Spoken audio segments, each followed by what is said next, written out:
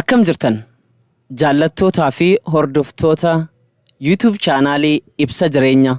Har'a viidiyoo ajaa'ibaa gorsa namaa laattu waa'ee mootii irratti kan xiyyeeffate isin biraan geenya. Hanga xumuraatti nu waliin turan affeerraa keenya kabajaati. YouTube chaanaalii Ibsa Jireenyaatiif haaraa yoo taatan subscribe gochuudhaan maatii ta'a. Namtichaatu mootii biyyaati. Bara qaroominni hedduun babal'atin keessa guyyaa tokko miilaan kophee malee garee isaa waliin daandii dheeraa deemee deebi'e. Karaa dheeraa deemuu isaarraa kan ka'e yoo mana galu miilli isaa ni dhiige. Ququncee dhume.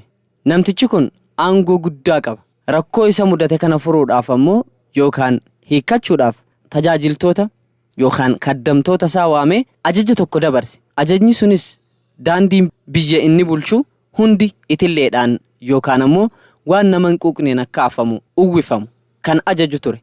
Tole yaa mootii jedhanii waan inni jedhe hojiirra oolchuuf biraa ba'an. Isa biraa ba'anii yoo mari'atan daandii hunda itillee yookaan waan laafaa nama hin quuqne uwwisuun salphaa akka hin taane hubatan. Isaan keessaa namni tokko mootiin kun hanga daandii hunda sirreessuudhaaf yaalu maaliif miila isaa irratti waan isa tiksu yookaan ammoo waan akka kophee hin tolchineef jedhee yaada dhiyeesse. Yaada kana irrattis walii galanii mooticha bira dhaqan. Yaada isaanis itti himan. Mootichis yaada san dhageenyaan ni gammade. Akka malee itti tole. Qisaasama qabeenyaa guddaa otuu hin baasin iddoo hunda geeddaruuf otuu hin yaalin yeroo gabaabaa keessatti luka yookaan miila isaatiif fala barbaaduun salphaa ta'uu hubatee tole naaf tolchaa jedhee hayyameef. Akkasitti rakkoon isaa salphatti furmaata argatte. Yeroo tokko tokko jireenya keenya keessatti akka kana taana. Akka mootii kanaa taana. Rakkoo tokko furuudhaaf jennee furmaanni nu cinaa otuu jiru yookaan ammoo osoo nu keessa jiru iddoo biraa barbaanna. Otuu ofiif ilaalchaa fi sammuu keenya geeddarree faloof cinaatti arguu dandeenyu isa kan biraarraa yookaan fageenyarraa fala barbaanna. Nama sammuun qophii qabuu fi ilaalchi qajeelaa ta'eef furmaanni rakkoo isuma cinaa jira.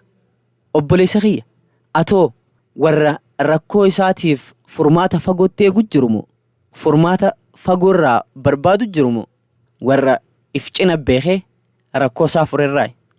Warreen chaanaala kanaaf haaraa taatan subscribe gochuu hin dagatina. Mallattoo bilbilaa tuquudhaan ammoo notificationii viidiyoon haaraan hoggaa hojjetaman akka isin bira ga'u taasisa. Viidiyoowwan nama barsiisaa nama bashannansiisan kan biraatiin walitti deebinaa galatooma.